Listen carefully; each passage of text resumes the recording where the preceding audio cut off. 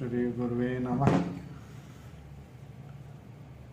मानव विचार एवं विकास मंच पर आपका हार्दिक अभिनंदन है। मित्रों, वैदिक काल से ही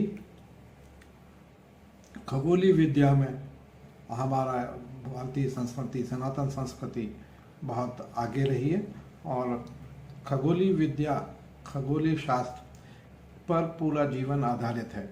कई वेधशालाओं की स्थापनाएं की गई। हमारे ऋषियों ने बहुत इस पर रिसर्च किया है और सारे वेदों में इसका वर्णन देखने को मिलता है। कई वेधशालाएं हैं। जयपुर की एक बहुत अच्छी वेधशाला है जो आज भी उसमें स्थित है और सूर्य के प्रकाश के आधार पर सूर्य की समय की गणना की जाती थी। इसी तरह से उज्जैन महाकाल के पास जो है एक बहुत अच्छी वेधशाला है जिसमें गहन अध्ययन किया जाता था। शनै शनै हमने इसको चंद्र के ऊपर आधारित वैदिक गणनाएं की गई और हमारे जीवन में आज भी सारी गणनाएं, मुहूर्त, शुभ मुहूर्त, अशुभ मुहूर्त और कालखंड की गणना, कुंडली का मिलान, कुंडली की रचना, राशियों में वितरण, ये सारा का सारा ग्रह पर आधारित है।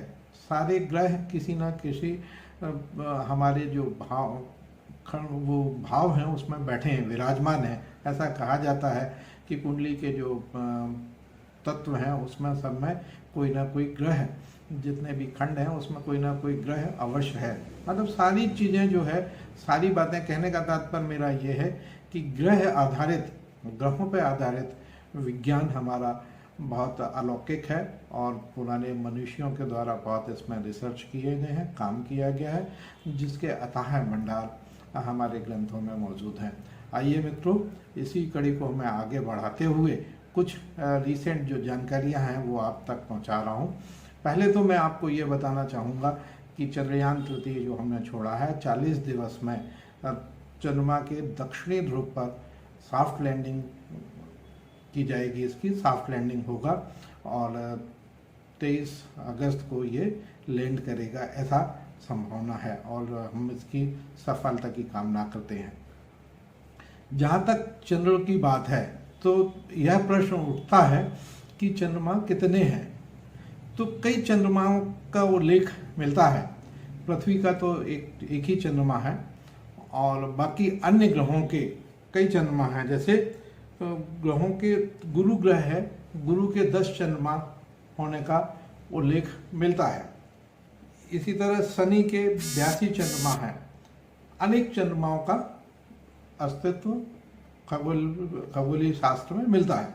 अब चंद्रमा का जो व्यास है उसके आधार पर यदि हम देखते हैं तो हम यह पाते हैं कि हमारे चंद्रमा से दूसरे चंद्रमा काफ़ी बड़े हैं और सबसे बड़े चंद्रमाओं के क्रम में लिया जाए तो घटते क्रम में हमारा 5वां स्थान है। इसमें कुछ चंद्रमा हैं जो ग्रह, जिनका ग्रह और चंद्रमा का नाम और उनका व्यास मैं आपको विस्तार से बताऊंगा।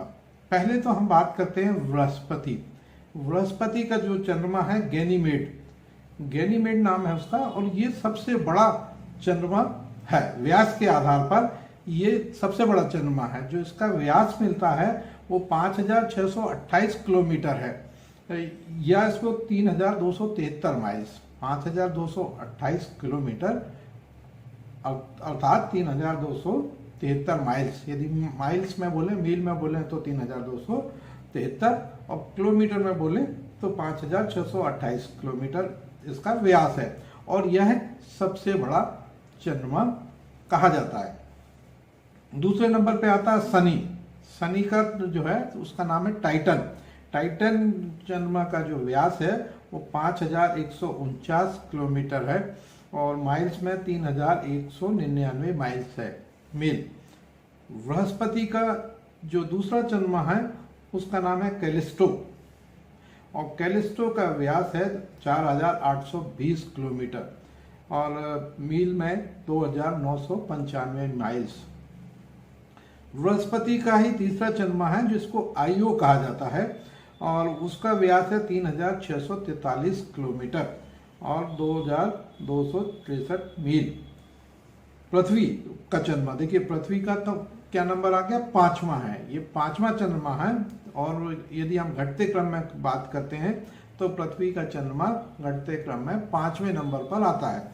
और चंद्रमा जो है उसका व्यास है 3474 किलोमीटर, और यह अर्थात 2158 मील की बात करते हैं तो 2158। फिर से पृथ्वी का जो चंद्रमा है उसका व्यास है 3474 किलोमीटर अर्थात 2158 मील। फिर बृहस्पति का अगला चंद्रमा जो है यूरोपा, उसका नाम है यूरोपा, उसका व्यास है 3121 किलोमीटर, और माइल्स में बात करते हैं तो 1939 मील। नेपच्यून ग्रह का चंद्रमा है, उसका नाम है ट्राइटन। नेपच्यून ग्रह का चंद्रमा का नाम है ट्राइटन। इसका व्यास है 1576 किलोमीटर या 979 माइल्स। अरुण का है टिटानिया, चंद्रमा का नाम है उसका टिटानिया, और इसका व्यास है 1576 किलोमीटर या 1948 मील। तो शनि का अगला जो चंद्रमा है वो है रिया। शनि के तो काफ़ी चंद्रमा है, 82 चंद्रमा है, मगर जो 10 बड़े चंद्रमा हैं उनका ही मैं विवरण दे रहा हूँ आपको। उसका है रिया का जो व्यास है वो 1527 किलोमीटर है, और इसको 948 माइल्स है। इसी तरह से अरुण का चंद्रमा है ओबेरोन है, इसका व्यास है 1522 किलोमीटर या 945 मील। ये प्रमुख 10 जो है बड़े चंद्रमाओं का है, उनका व्यास है ना। तो ये देखने में मिलता है कि हमारे पास तो बहुत चंद्रमा है, हम तो पृथ्वी के एक चंद्रमा मात्र पर जा रहे हैं।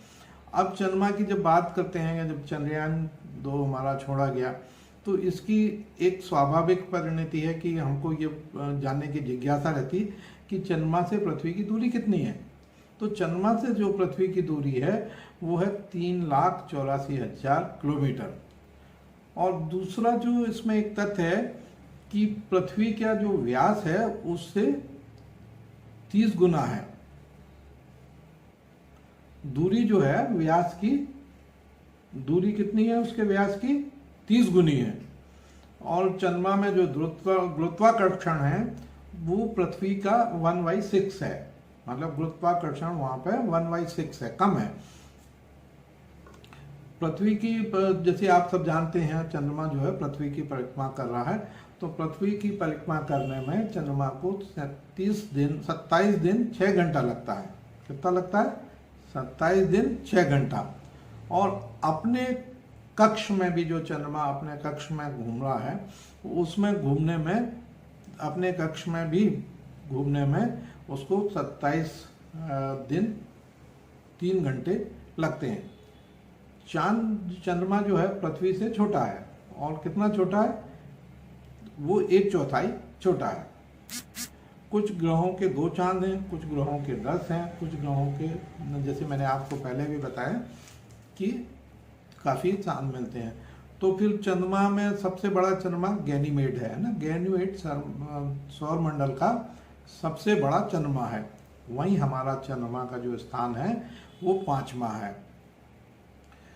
गैनीमेड चंद्रमा जो है बुध ग्रह से भी बड़ा है। चंद्रमा की तुलना यदि पृथ्वी से करें तो चांद पृथ्वी से 1/4 छोटा है। द्रव्यमान, मतलब यदि मास की बात करते हैं हम, तो पृथ्वी का मास जो है चंद्रमा के मास से 80 गुना अधिक है। मतलब पृथ्वी जो है 80 गुना उसका मास, उसका द्रव्यमान ज़्यादा है। त्रिज्या की बात करते हैं यदि हम, उसकी रेडियस की बात करते हैं, तो रेडियस भी पृथ्वी की त्रिज्या से 27% ही है उसकी। और क्षेत्रफल की बात करते हैं तो चंद्रमा का क्षेत्रफल है 3,79,40,000 स्क्वायर किलोमीटर। ये भी बड़ा ध्यान देने वाली बात है। चंद्रमा का क्षेत्रफल कितना है? 3,79,40,000 स्क्वायर किलोमीटर। या इसको जब हम कन्वर्ट करते हैं तो 37.94 मिलियन स्क्वायर किलोमीटर, वर्ग किलोमीटर। और पृथ्वी का क्षेत्रफल कितना है? 51 करोड़ स्क्वायर किलोमीटर या वर्ग किलोमीटर, या 510 मिलियन वर्ग किलोमीटर। ये जो है पृथ्वी का क्षेत्रफल है। यदि हम इसकी चंद्रमा की भारत से तुलना करें तो भारत का क्षेत्रफल कितना है? ये जनरल नॉलेज की बात है। और इसका जो भारत का क्षेत्रफल है वो है 3,28,07,000 वर्ग किलोमीटर। ये इसका है भारत का क्षेत्रफल। और चांद का क्षेत्रफल कितना है?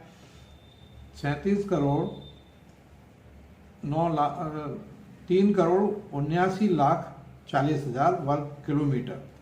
चांद भारत से 11 गुना बड़ा है। यदि भारत की तुलना करें, भारत का जो क्षेत्रफल है उसकी यदि तुलना करते हैं तो चांद भारत से 11 गुना बड़ा है। इसी तरह चौड़ाई भी पूर्व से पश्चिम तक यदि हम लेते हैं तो भारत की चौड़ाई कितनी है? 2,933 किलोमीटर है।